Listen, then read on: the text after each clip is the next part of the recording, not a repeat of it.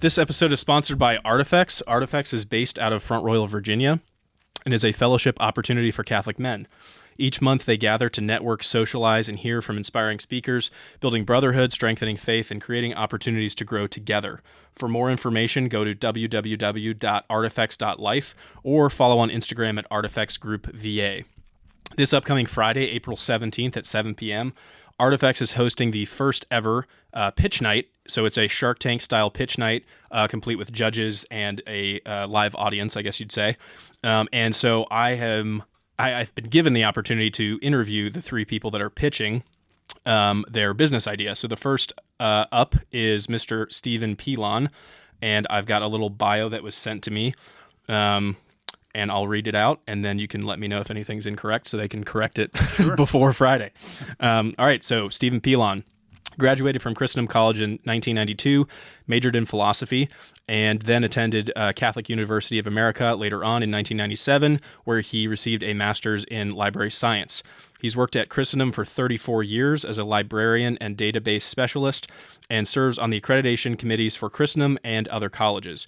He owns Padua Crafts Chair Caning. I think that's right. Caning. Oh, okay, good. Yeah. I was like, it's not double N, but okay. Restoring woven chair seats. Stephen has been active in the community in various ways, serving on the boards of St. John's Drama Club, the Front Royal Pregnancy Center, and Hill Country Thrift. He began the annual Knights of Columbus Eucharistic Procession in 2000, and he's active at his children's school, Chelsea Academy, running checkout at the annual gala, chaperoning camping trips, hikes, field trips, and helping with stage design and construction. In his spare time, he enjoys juggling, reading, writing, woodworking, and building things. He and his wife, Elizabeth, live here in Front Royal and have 9 children and 2 grandchildren. And I learned right before the episode that she also cuts your hair. So you also have a barber in the mix here. So, and then the website, I want to read it real quick and we can reiterate at the end. Actually not website, but it's on Facebook. It's facebook.com/Hill Country Thrift. That's that correct. Right? Okay. So people can find out more about the thrift store that you are looking to, formalize. It's already been in the works, but get official funding and get things moving on that. So I've got a gift for you. This is some beef jerky from Primal Beef Company locally here. I give it to all my guests. They're not a sponsor of the show, but they will be soon. So enjoy that and tell your friends about it. Stephen, thanks for coming on. You're welcome. Thanks for having me. Yeah, I realized in your email this afternoon, it was funny that you emailed back and said, I prefer to be called Stephen, not Steve. Because as I was responding, I was like, do I say Mr. Pilon? I graduated a couple years ago, so I can probably say Steve. And then as soon as I sent it, I was like, maybe I should have looked to see if he signed it Stephen or Steve. And then later you responded and were like, I prefer Stephen. I was like, darn it. Should have asked. But yeah, no, that's anyway. All right. I mean, a lot of people still call me Steve. I'm sure your parents probably call me Steve because they knew me that as I just got a real devotion, as I told you in the email, to St. Stephen when I was in college. And I thought, you know what? I'm going to start using my full name because it's like an honoring St. Stephen. So yeah. And what caused that kind of newfound I think it was devotion? Just that when I went to Christendom, I really discovered the spiritual life and the beauty of my Catholic faith. Although I was brought up in a very strong Catholic family, I had a lot of troubles when I was in high school and beginning college before I transferred to Christendom, and I just really was not really focused on my faith. And when I got to Christendom, I really focused on it. And I thought, you know what? These saints are here to help me. I developed a real devotion to St. Stephen, to St. Anthony of Padua, because I love St. Anthony of Padua. And he's my confirmation saint. And also to my guardian angel. So okay. And do you name your guardian angel? I know do that's not. Up for debate, but okay.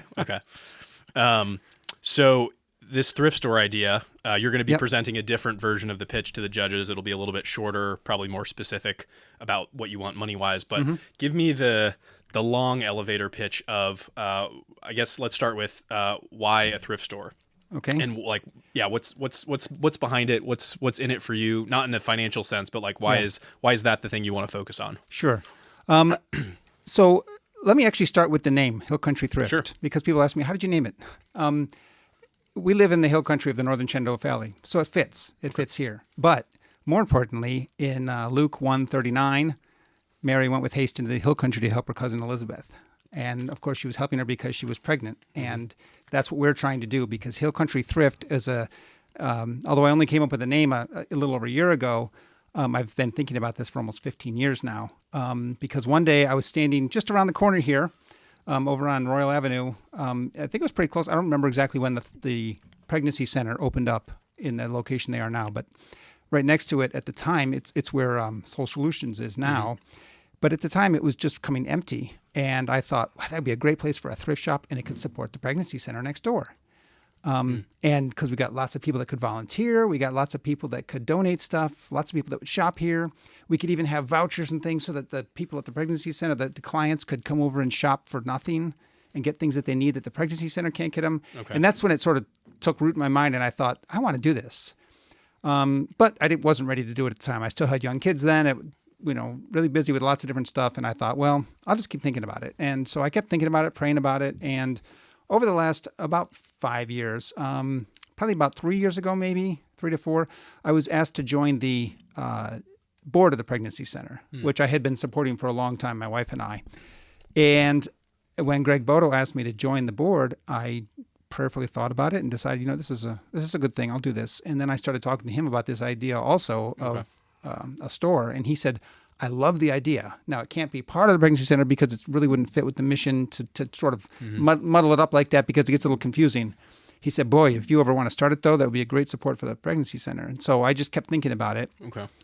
And then, so after, 10, 12 years of thinking about it, I was at an Artifacts event, actually, a couple years ago when Sean Garvey, who graduated right next year after me at Christendom, was giving a talk, and I asked a question afterwards, which was a very self-serving question. That's okay. But I said, so Sean, suppose someone wanted to do something like, open a thrift shop in Front Royal to support the pregnancy center. What would your advice be to someone like that trying to start a little business like that that's never done something like this before? And he gave some, a minute or two of just sort of, you want to look at this, you want to look at that, and find the support, blah, blah, blah. And I was like, all right, thank you very much. And then in the socializing afterwards, Chris McMahon came up to me and said, hey, Steve, because he calls me Steve because he's known me forever. Because he's allowed, yeah. And he says, a couple of my daughters have talked about this idea, very similar idea. I should get you in touch with them. And I was like, sure. So we talked about it a little bit. And a couple months went by, and I reached out to him and I said, hey, can you let your daughters know that I'm interested in moving forward with this? And so he mentioned it to him, and one of them, Kate Leonard, said, yeah, I want to talk about it. And I had already also been thinking about Kathy Feckler, who graduated right before me at Christendom, because I knew that she and Mike were very big supporters, and Kathy's been volunteering at the Pregnancy Center for a long time. So I asked Kathy if she'd like to come talk about possibly helping form a board that could start this thrift store, and Kate. So I invited them over. My wife and I invited them over to the house one night.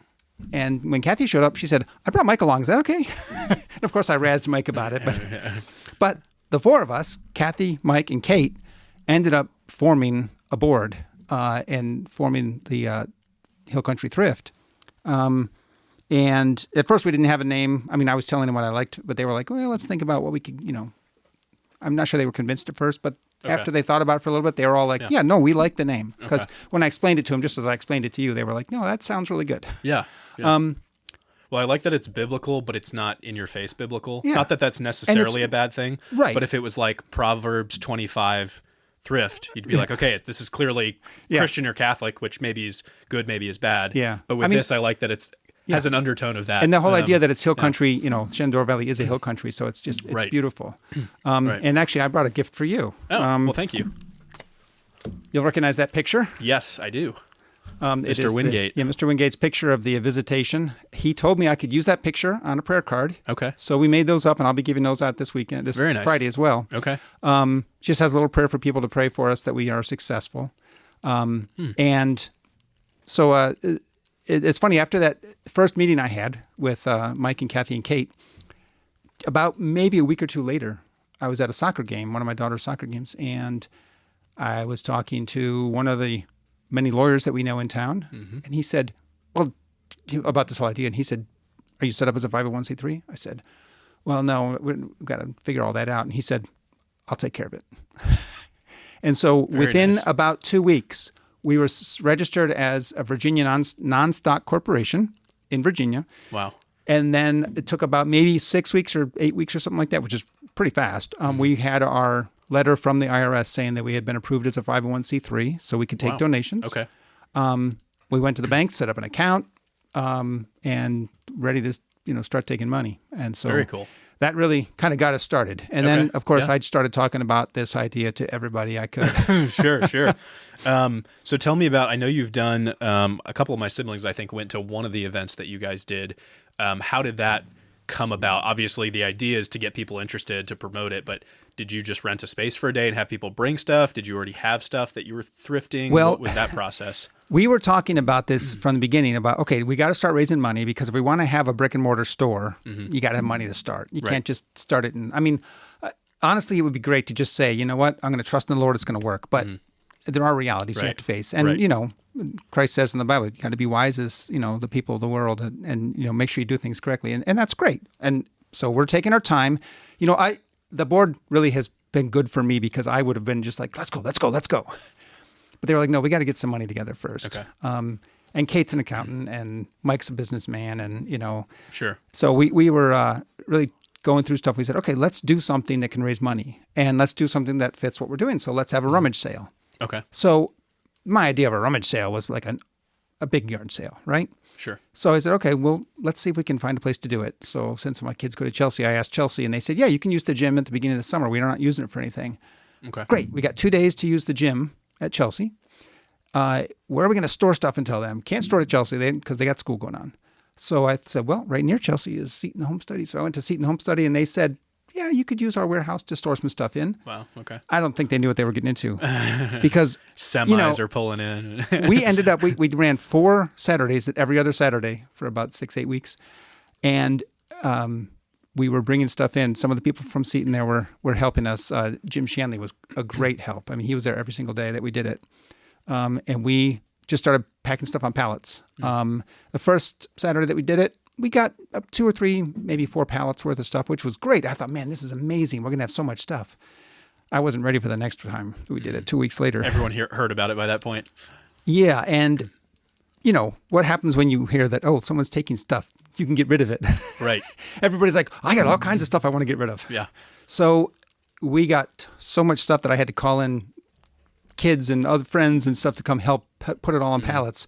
After the 4 weeks or the 4 Saturdays that we collected stuff, and then we kept having to reopen the warehouse to get more stuff in there, we had over 30 pallets of goods that we then had to rent a truck to drive down the street to Chelsea and how to tall set are it they up. stacked? They were stacked, high enough to get on the shelves there. So they were like, 5 feet tall, each one, on a 4 foot by 4 foot pallet. Yeah. And we packed stuff in there tightly, and shrink wrapped it and everything. So we had these 30 pallets. So the week of the sale comes when they let us in there on a Tuesday to start setting up for the Friday, Saturday sale. And we filled that gym. I mean, I couldn't believe it. And so on Thursday, we had told people that Tuesday, Wednesday, you could bring more stuff if you wanted to. So some people brought stuff. And on Thursday, we were supposed to be doing our final setup. And one of the families from Chelsea came and they had a box truck of stuff. Now, she had told me she was bringing it, but I didn't realize how big a box truck. Mm-hmm. And at first I was taken aback and I was like, I don't know if we can use all this stuff. But we talked about it and I said, all right, no, you know what? This is God's show here. Mm-hmm. We're just trying to... We're just finding space. Manage it. And wouldn't you know, everything fit in and didn't even, it didn't overwhelm us. Mm-hmm. So we ran the sale for 2 days. Tons of people came, despite the fact that somebody was stealing our signs. And I think that might have had because I put a QR code on there so that people could look up and see what we were all about. Mm-hmm. And I'm guessing somebody saw that it was supporting the pregnancy center and started taking our signs because I called the town and the police and they said, we didn't take them. Okay. So who knows? Doesn't matter. We had a lot of people come. We sold a lot of stuff and we made over $10,000. Okay. So in 2 days, that was great. And we were just like, oh, very cool. I was so excited. And I was, of course, like, okay, we can start now. Right. Yeah, we have 10 grand. We can't yet. Yeah. So for pricing everything, what did you guys do? Did you just go through, try to look up, like, what is this normally worth? Okay, it's 10 years old. Or was it just like every shirt, $5, every pair of pants, $5? No, we did better than that. We got experts to come in. Okay. People who like to go to yard sales, thrift stores. Yeah. So all these moms and some dads, but mostly moms, came in and just said, okay, this is my section, this is my section. And they just went through. We had a couple ladies that went through the clothes. God bless them. Oh, my. I looked at those clothes and I was just like, there is no way I can deal with this. And they just organized everything and, put we had most things were just like this table's this much, this table's this much. We had some nicer dresses and suits and things like that we priced individually. But we went through. We had people organizing books and movies. We had people organizing household goods. And so everything got organized. Most things got some kind of a price put on them, or else at least like this things on this table are this much. Okay. And then we had a bunch of help at the checkout. We had some guys in there from Knights of Columbus and whatnot, helping with security, just to make sure that people weren't, trying to five-finger things or that we had a lot of cash on hand. So of course we had to be careful of that. But it all worked out beautifully. And we had, I stood around a lot. I got hurt the morning of the sale started. I cut my arm on a piece of glass. And so I couldn't do much because I couldn't use the arm. So I just stood near the checkout table a lot of the day and just talked to people. So I figured this is a good way to do it, the elevator pitch. Yeah. And so we talked to tons of people. The other board members talked with people a lot, and we had a lot of great conversations about what we were doing, and people were really excited about it. Yeah. So it's really worked out well. Okay. So when this, if you're able to get funding, whether through the Artifacts Pitch Night or just in general, how is that going to be set up? So you need to find a permanent location or a location that you can use for a year or two until you maybe outgrow it. Yeah. And then you'll have free donations. So people drop off like a normal thrift store. Yep. And then can outside people also shop there, or is it specifically for people at the pregnancy center? No, this is for everybody. So this is going to be just another thrift store in town. And, and this is something I've thought about too. And then as a board, we've thought about this, can Front Row support another thrift store? I think in today's economy, we absolutely can. Yeah. I mean, people are always looking for a deal. Right. And the added bonus to supporting it is that, your money's going to the pregnancy center, not to Blue Ridge or, who knows what these and the other corporations stores are great, Yeah, right. And I don't think, actually, many of us have said that it's nice to have so many thrift stores because when my wife and I, we go thrift shopping, we don't go to one thrift store. We go to two or three if they're close to each other, Right. It's like, oh, so what deal can I find here? What deal can I find there? And it's great. And of course, as you mentioned, when people know that this is supporting the pregnancy center, okay, that's where I want to donate my stuff first, Right. Or that's where I want to go shopping first. And we're hoping to have, with all the people who have so many trade skills and all around here, we're hoping to get a lot of volunteers, always looking for volunteers, who can come out and help us not just donate stuff and help organize stuff, but help get the store looking nice. So when we do find a store, we really hope to get it to be a really beautiful store, to make it very pleasant to come into, have everything well organized, and but we want to make our money on the volume rather than the price. We want to keep the prices as low as we can so that we can just do a lot more volume. Okay. So what do you foresee that taking in terms of like staff to run it? Does it just depend on how big the building is, or do you think you need a few full-time people, or we're probably going to have a few paid employees. We have to, because we want to have people who are responsible. So our idea right now is to have a manager who will be in charge of the store. Because the board members will be helping out, but none of us have time to run a store. So we'll have a manager that will run the store and a couple other paid employees, so that we'll always have a paid employee there when we're open.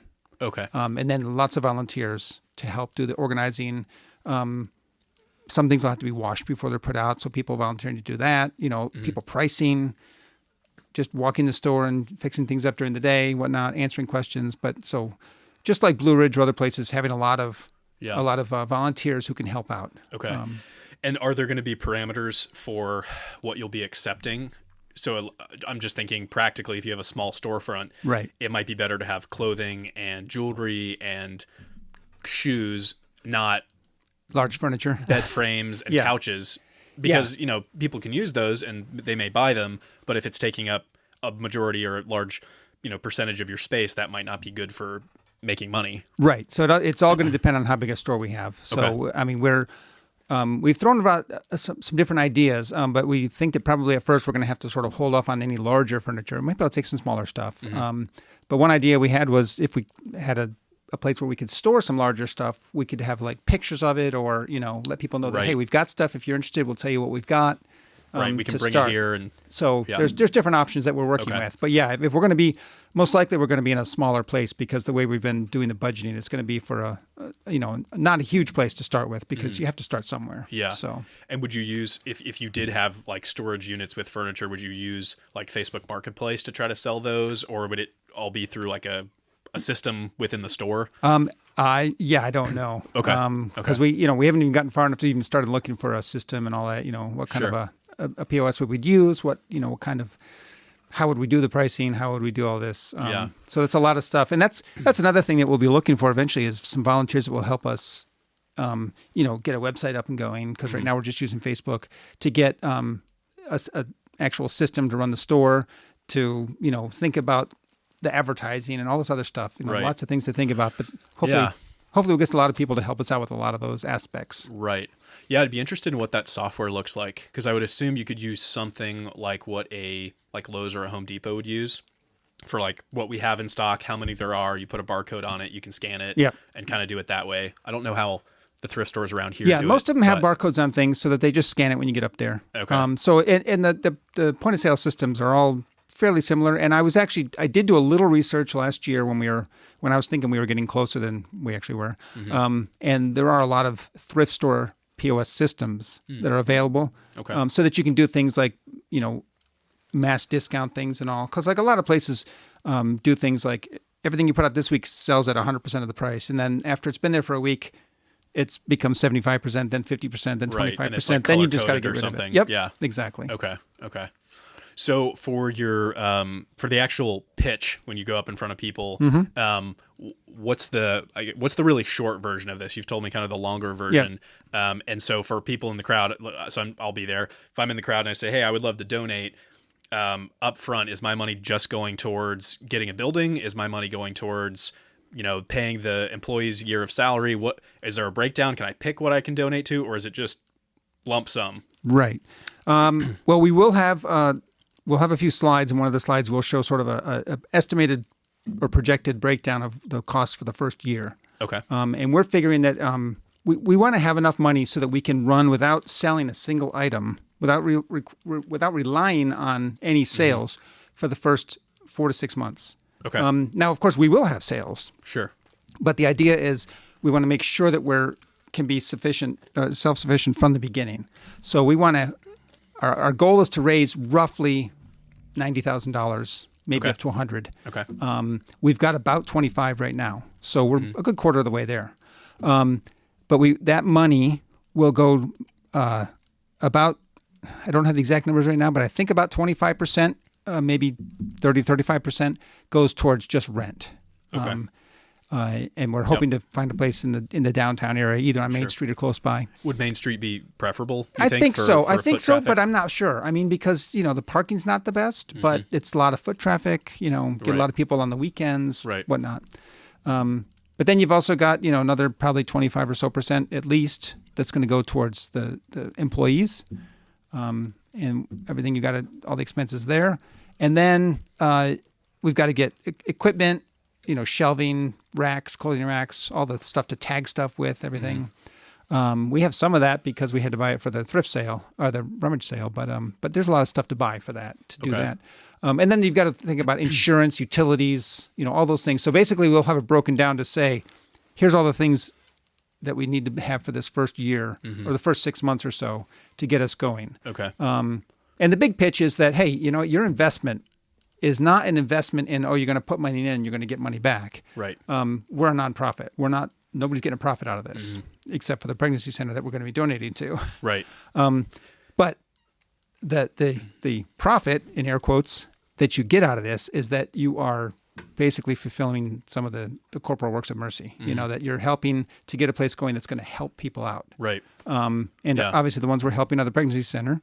And their clients. So, yeah, and that could be kind of a cool thing. I know St. John's has some sort of online, I don't know if it's an app or if it's just an online site you can go to where you can put your tithe money in, or you can put in your salary and it calculates the percent. I wonder if you could do something similar like that for people who aren't tithing or maybe want to up their tithe, and you could just say, hey, you could just become a monthly patron basically, and you could give monthly and it goes to the store and that's your tithe money. Yeah. I don't know if people would do that, but there might be a window for that. Our idea is to not have donors like that. We want to get donors to get us started. Okay. But I've always told people to bring stuff. Right, but I've always told people that if after we get started, we can't be self-sufficient. There's no reason for us to exist, because at that point, people might as well just give their money straight to the pregnancy center. Right. Okay. But once we're started, the hope is and the plan is that we will be not just be able to stay open, but to have extra money so that we can then, on a either monthly, quarterly, however we do it, give money to the pregnancy center. And that will come in two different forms, is my idea, and our idea at this point is that either monthly or quarterly, however we decide, the board will say, okay, we're going to give this much to the pregnancy center as a check. Say, here you go. You know, here's $10,000, whatever it is. And then along with that, or at other times, we'll say, here are some gift cards or some vouchers. Use these to give to your clients when they need something that you can't give them. Kind of at their discretion. So it's getting to be Christmas time, and you've got clients who don't have money for Christmas presents, you know, and you really want to support them. They can come over and shop for that. They can come over and get, you know, shoes for their older kids. They can get clothes. They can get toys. They can get, you know, a bicycle for their kid. You know, whatever we've got, you know, and and it's not like we're going to say, oh, these are only, this voucher can only be used for this, this, and this, you know. It's going to be here. This is so you can come shop and support your family. So. Okay. And so we'll probably do things like, one of the things we've tossed about is having one of those roundup things. So when you're shopping, you know, okay, your price today is, you know, $14.32. Would you like to add another 68 cents to round up, and that'll go towards vouchers for people that are in need? Okay. You know, so yeah, and then you just keep track of that and then hand it out. Exactly. Okay. Lots of things we kick around. And I have no idea. This is just kind of off the top of my head. Do you think that there are any thrift stores around in the area that are teetering and maybe going out of business that you could potentially buy out? I'm not take like, hey, they already have racks, they already have shelves, they already, you know. I'm not aware of any. I mean, the big ones in the area, obviously, you know, you got Blue Ridge, you got Goodwill, you got Salvation Army, the one that supports the pet Pick a Litter, and they all seem to be doing well. As a matter of fact, Pick a Litter just moved onto Main Street also. Oh, okay. So if we go to Main Street, there's going to be two on Main Street, but I don't see that as a bad thing. I see that as a good thing. Yeah, as I said earlier, because tide raises all the ships, right? We can't go to either of the shopping plazas because they have non-compete clauses in their contracts, so they're not allowed to put a second thrift store. Well, I understand that. Yeah. But to me, if I was another thrift store, I'd be like, let's get another one in here. We can support each other, you know? Right. Draw more people in. Right. Yeah, and especially if you have one place that's bigger and you have, you know, and you have a smaller place, you're like, hey, we have all this furniture. Do you guys want it? Right. You know, give us half of what you think it's worth because we can't store it. We have to just, you know, take it to the dump otherwise. Yeah.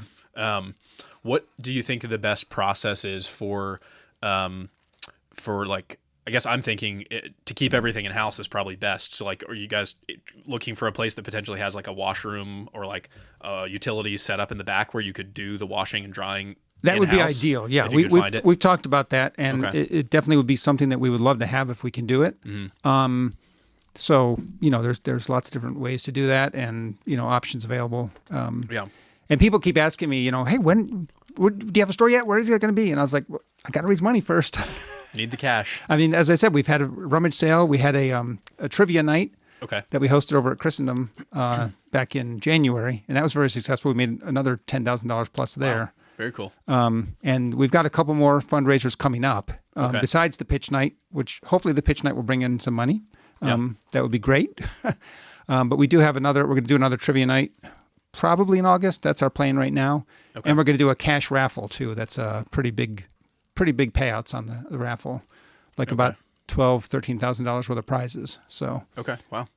And is the plan if those are moderately successful, if you get close to that goal, to start seriously looking for properties, or is that already happening? I think so. I mean, we've looked around a little bit, but we haven't really seriously gone and like toured properties to see, because at this point, you know, things move, and so if you don't want to make, you know when you're house shopping, you move into every house you get to, and it's a lot of energy to do that, right? Yeah. And I don't want to sit there and waste all my time dreaming about, this property, and then all of a sudden it's sold. Yeah, right. So we keep our eye on what's coming up and what's going away, and we've got some realtors that are, you know, helping us keep an eye on things. But it's a matter of, we want to hit a certain percentage before we can say, all right, now we can start really looking and making some serious plans. Right, put a down payment on it or something. And you never know. Someone might say, hey, you know what? I got some property that's not being used right now. Yeah. How long do you need it for? You know, maybe we could get you a really good deal for a year, or, you know. Sure. So there's all kinds of things. I mean, God works in all kinds of ways. Yeah. And I'm open to all kinds of options. Okay. So. Yeah, that's exciting. I do like that. I think you'll be different than the other. I actually don't know because I haven't talked to them yet, but I think your company will be different than the other people pitching. I don't think either of theirs are nonprofits. I don't think so either. So, but I think that will be a stark kind of comparison, because if you're all for profit and you're all trying to get X amount of money, you all sort of look the same. And I think this will stand out because you're not trying to make profit on it. You're just trying to make it happen. You have the vision to make it happen. You have people surrounding you that want to make it happen, and you're just looking for an additional little financial boost. Right. So, yep. So tell me about the, I had thought of this before Artifacts reached out and asked if I wanted to interview you for the chair repair. Is it Padua Crafts? Yeah. Crafts. Okay. Yep. So how did that start? I have a brother-in-law who his father taught him to do chair caning, which is, just fixing woven chair seats. So any chair seat you see that has a woven seat on it, or the back even, or other furniture as well, mostly chairs. His father had taught him how to do it when he was only 9 years old. And again, his father had been doing it for a long time. He was actually blind. His father was. Oh, wow. And he did beautiful work. And he used to teach at the Maryland School for the Blind. And so I used to go to my sister's house and watch my brother-in-law work on the chairs. And he just said to me one day, you could do this. You're really good with your hands. Because he knew I liked to work with wood. And I was a juggler. And I was, I just good with my hands with all kinds of things. Yeah. So I said, well, let me think about that. And then I was mentioning it to someone at work. And she said, I've got a chair that I want to get done. You want to practice on it? I was like, sure. So I took her chair, took it to his house, and he showed me how to do it. And then I told someone else, and I got their chair and tried it. And a few months later, I opened a business in 2004 and started doing chairs. And he slowly started getting out of the business as he got more and more into doing other things. And so I started taking over some of his business up in the Baltimore area. So I would drive up there every couple of months and pick up chairs and drop off chairs. Started putting ads in the newspaper here. And so it's just a side business of mine. I'm working at Christendom the whole time, but weekends or evenings or early in the morning, whenever I had time, I would start working on these and got pretty good at it. I've done about somewhere upwards of 1,500 chairs by now. Wow. I just picked up a batch. I was up early this morning and went to Baltimore and picked up 15 chairs this morning. That I'll be doing over the next few months. It's been a nice little extra source of income for my wife and I. And do you price that by chair, by hourly? Like, you do it. It's by the job. So I have different ways to do it depending on the type of caning. So it's either by the inch, so many dollars per inch if it's a certain type of material, or by the holes that they get woven through if it's a different type of chair. Okay. So there's different ways to do it, but generally it's by the job. So each chair has its own price. And are these are primarily chairs that are 95% wood, and then the back or the seat is like that wicker or some type of. Yeah, you're not doing like lawn furniture where the whole thing is. No, wicker, right? I've done lawn furniture. I didn't like it so much. I mean, I can do it, but I prefer to do these ones that with either rattan, which is the typical, woven. There's like 6 layers of weaving that go into that, or a rush, either natural or fiber, which is twisted craft paper. Okay. So if you've seen the chairs that looks like thin rope that is on it, that's a rush chair. And then I have the caned ones. So I do all kinds. So I've been doing it, for 22 years now, and really I like it. Sometimes it gets a little much. I had one year where I did over 100 chairs, which means I was doing two chairs every week. Yeah. And that was a busy year. Yeah. But it also helped pay some bills that I needed to pay. So Sure. And did you learn all of that from your brother-in-law, or is it like he kind of gave you the initial, here's basically how you do it, and then from there you have to sort of be creative or watch YouTube videos and talk to other people to I picked it up really quickly, but I got some books to look at. I would send him pictures or just go to his house with stuff, and he would help me work on it. But after, didn't take too long before I really picked it up and was doing chairs, just like crazy. Really picked up. And because one comment I get all the time from people is, I didn't know anyone still did this. I thought this was a lost art, Yeah.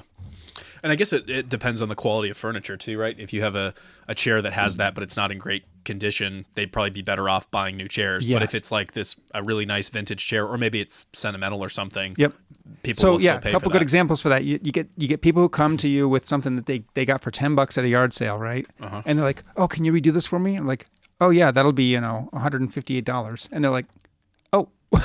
It's not worth that much to me. Yeah, I bought it for $10. I'm like, yeah, I figured. Yeah. But I'm just honest with them right up front. It's a lot of work. It's a lot of time. But then you get people like this lady who I had earlier this year, or late last year, I guess. and she just had a little rocker that was her grandmother's.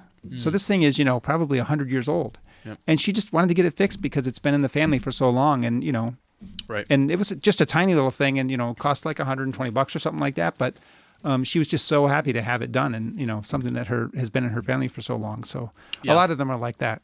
More sentimental. Yep. Okay. How long on average does it take you to do a chair? I guess it depends on the complexity. Yeah. But... The rush chairs generally take 2 or 3 hours to do. The cane chairs can take anywhere from usually about 4 or 5 hours up to, for the standard chairs, up to maybe 8 or 9 hours. Okay. I have done chairs that have taken me 30 or more hours. Wow. Matter of fact, the refinisher that I work for in Baltimore, that I pick up stuff from him once in a while, he showed me some pictures today of a chair that he said, don't worry, I already told the lady that it's going to be expensive, like really expensive if she wants to get this done. But I was just looking at it and I was like, yeah, that's going to be like several $1,000s minimum. Wow. To do that one chair. Because it is the hand-woven cane. Okay. So this is the 6-layer hand-woven rattan. And it's most of that, when you do the cane, you put it through a hole that's around the rim of, there's little tiny holes drilled all the way around the rim, and you're putting it down and up, and then weaving it across the seat. But this particular chair is what they call a blind hole, or a French caned chair. And what it means is the hole doesn't go all the way through. So you're gluing each end of each strand in the hole. Okay. And it's a double blind. So there's some on one side of the chair and some on the back side. And so when you get to doing the back side, you're not just having to glue them in, but you have to use this little metal scoop to get it through every single little weave. Right. So it takes a long time to do. Interesting. And what's the point of, is that just visually it looks better to have that hole hidden and not have like a knot on the other side? Or... Yeah, there are various reasons. Usually the blind hole is done because it might be on the back of a chair, and you don't want the back of the chair to have the cane coming through. Right. Or like this chair that has the double blind, there's nowhere to put the cane because you can't reach in between the 2 layers to do it anyway. So it's all just this blind hole. What kind of glue do you use for that? It's just like a tight bond 2 is what I used. Okay. That's generally what I use.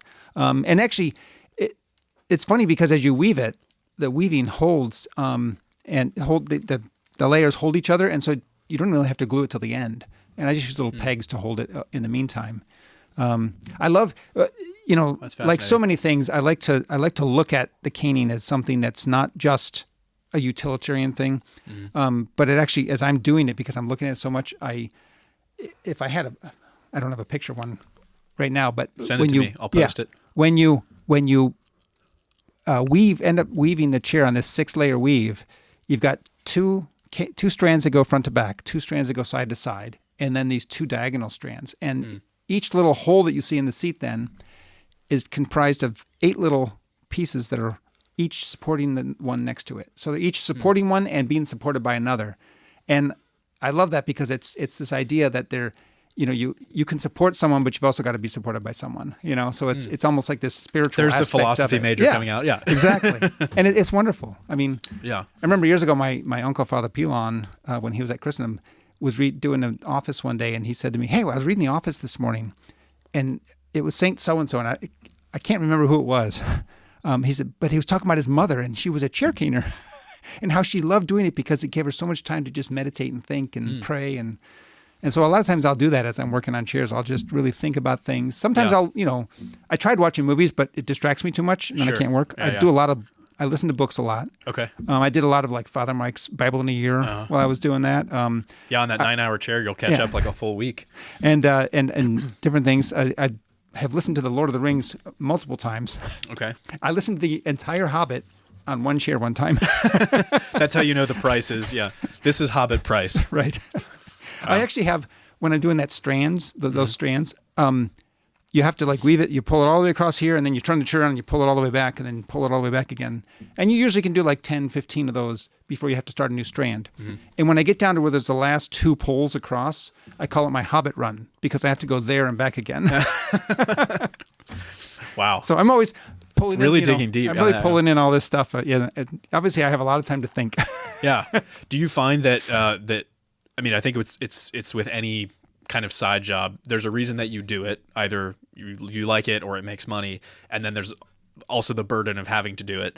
Do you find that the burden of having to do it is outweighed by the love of doing it and the kind of the meditative time, plus also just physically doing something with your hands? Right. There's definitely a burden to it sometimes, especially when you get 15 jars at once and you feel like, eeks, I got to get these done. Yeah. But there is, like I said, there's just so much time to just think about things and, go over things. And yeah. I mean, one of the things I've been doing recently is as I'm working on it, I'm working on my pitch in my head. Yeah. So that's the kind of thing I do. I've got a problem I need to think of.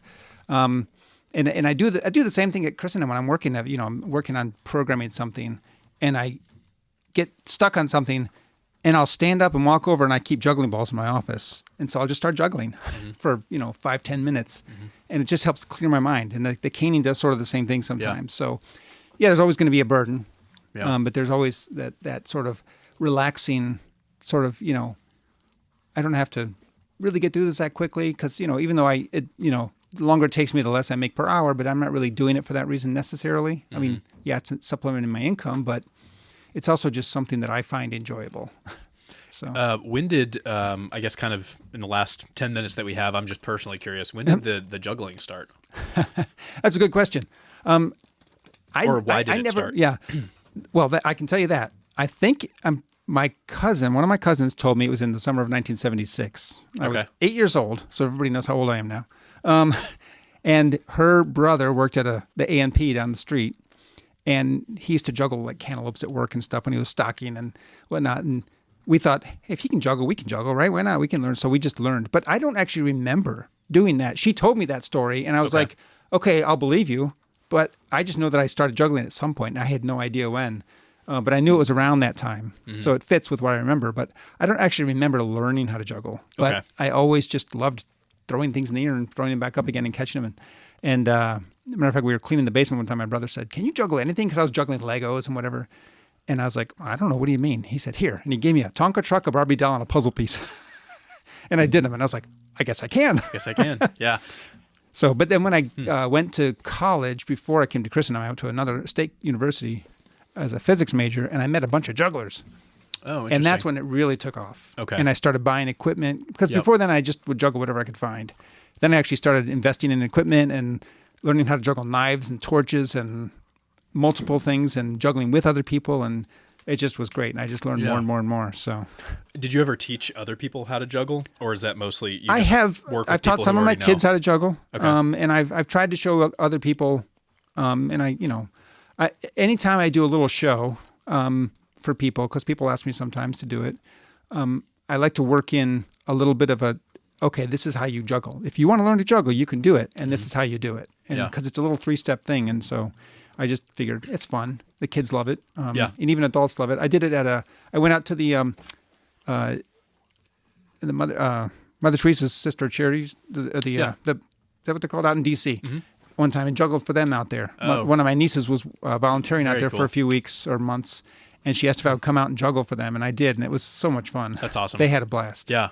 Yeah, I remember one day, I don't think it was actually for our class, but we were in the basement of the Commons, and I think Dr. Snyder, I think that's probably who it was, one of the classes next door had asked you to come and juggle. I don't even remember why. I don't know if it was after a midterm or if it was a Friday, but we looked out the window and we were like, oh, there's a show. I guess we're stopping class. And then we just, watched you juggle for a bit. So yeah, really I've done cool. that. It's actually, I've done that for several classes over the years, just where someone's like, hey, you want to come juggle for my class? I'm like, okay. Yeah. What would you give advice to people who want to learn? The way that I learned, I just thought it was cool. I'd been to some of the St. Gregory's Fests or whatever event they have at Cuttabacks for their pig ball. Like, oh, that's really cool. I can do that. Bought some juggling balls. But you find yourself, if they're too light or they're bouncy, when you drop them, they bounce away. So I was like, okay, I got to get wooden balls. But then when you drop them, they make noise. So the way that I did it, I just did it over a bed. Yeah. It's because you're juggling and they don't have to bend over. It doesn't make noise. That's kind of how I taught myself. And then from there, you get like flipping things once you start doing pins and knives. It's the same motion. Yep. And then from there, I feel like that's a good basis to start adding things if you want to do a little flare here or there over the shoulder. But just like the basics of starting, you think that's probably the best way, is just 3 balls? And yeah, actually, when I tell people if they want to learn how to juggle, to start with 1 ball. Okay. And to throw it, from the one hand to the other, so it goes up about to your forehead level and back down. and then throw it back the same way. Because most people, if I give them the thing, I say, here, throw this one hand to the other and then back. They throw it on a nice arc from their dominant hand to their other hand, and then they throw it straight back instead of making an arc. And I say, oh, that's what you're doing wrong. So I tell them, actually, for the first week, you can't do anything but one ball. Okay. And it has to go up near your forehead, back down to the other arm, and just keep doing that 2 times a day, 5 to 10 minutes. And after a week of doing that, you'll know how to do that one ball. Second week, you throw in the second ball. And then the third week, you can throw in the third ball, and then you'll be a juggler. Okay. Yeah. Usually. And it's wild. I think in the last, I don't know, 10 or 15 years, what you can do on YouTube, all the different tutorials and the different, they'll pause it for you. They'll stop the video while you're trying it and things like that. There's all kinds of resources. When I was learning, I didn't even have access to that. So I just had to make it up or watch people do it and then figure it out. But do you also do that as kind of a break from work, not at work, which you mentioned doing, but at home or just to kind of I don't unwind? Juggle as much as I would like to, but I do usually have something within reach that I can juggle. Okay. Now that I got grandkids, I like to do it for them. Yeah. And it's just a lot of fun. And every Halloween, we live in one of the neighborhoods that has tons of people come through every year. We have like 700-800 kids come by our house. So I go out there with my torches. There you go. I didn't do it last year because we were on a fire watch, and so I couldn't do torches, but I did knives. But I usually am out there with torches, and I'm juggling, and that draws crowds. Oh, I bet. Yeah. That's awesome. It's so much fun. Yeah, when I did a mission trip to Honduras sophomore year, and they asked us to do some sort of performance, and I was like, I can play the guitar a little bit. I don't know the Spanish words, so like either I can sing in English or sort of ad-lib it in Spanish. And they're like, well, can anyone juggle? And I was like, I can juggle. So I think I had like a ball and something in my shoe. Yeah. And it was just great because I was like, this is what I know how to do. I don't need to communicate. It doesn't have to be that fancy. They don't know how to juggle. They're 5 years old. And you just get up and do a little performance and bow, and it's a fun time. And it's What's great about you just it see the joy on the kids' faces, and you're like, that's perfect. Anybody, just about everybody is just entertained by juggling, even if it's not great. Because I'm not a great juggler. I'm better than a lot of people, but it's just I just like to put on a show, And so I've got a lot of funny little jokes I work in and different things, and like all good entertainers, I steal a lot of other people's material. Oh, for sure, yeah. Because I'm not getting paid for it, so I figure, well, who cares? Right. But it's just a lot of fun, I love making people laugh and smile and just have a good time. It's just. Yeah, you could probably work that into a future stand-up bit where you do juggling intervals spaced out by 2-minute stand-up routines. Yeah. I've tried to figure out stand-up stuff before, but the problem is I can be funny, but it's usually very spontaneous. Yeah, and it's hard to be spontaneous when you're on a stage. Practiced and you're humor. Expected to be funny. I think a lot of stand-up too is reading the crowd. So depending on the crowd, if you're talking to people your age, you can make a reference or you can make a joke that they'll get. But if it's a mixed crowd or it's younger kids or it's like elderly people, totally different situation. Jokes will and won't land based on that. And even if you're really funny, it's like if you're making Back to the Future references to people who are 16, it's like they may have never seen it. They don't know what you're talking about. So, all right. In the final minute or so before I get the next guest on, would you just reiterate where people can look up the thrift store and where if there's a link to donate if they want to? And then what to look out for the upcoming events you mentioned. Right. So if they go to, right now our main site is on Facebook, facebook.com/Hill Country Thrift. And I recently put up a link there to where people could go to our donation page. We have a Better World donation site, so people can actually go and make a donation there. Okay. And then, of course, with our pitch, we'll be, hopefully reaching out a lot more. But we're going to try to keep our Facebook page up to date with all the things that we're doing and, how things are going. One of the board members said maybe we should put a little, thermometer there so we can show people this is how much we're raising. Yeah, we're getting there. Idea. So probably add that pretty soon. Okay. So people can see how much we're raising. And are the upcoming events, is that specifically for people who donate? Is that for anyone, certain age groups? No, the raffle we're going to do will be for anyone that wants to buy a ticket, okay. And that'll be a lot of fun. It's just a cash raffle. And will that be in person prizes. Or is it online? And we're going to do some of the drawings online, but with the final drawing will be in person. Okay. And the final prize, I think we decided is going to be around $2,500. Wow. But there's going to be 50 prizes altogether, ranging from $50 to about $2,500. Okay. And then this trivia night, we're going to do a second trivia night, hopefully in August. I think early August, that's open to anybody that wants to come, and it's only $35 a seat, or like $250 per table. So table of 8. So where's it's that just a gonna be lot at? of fun.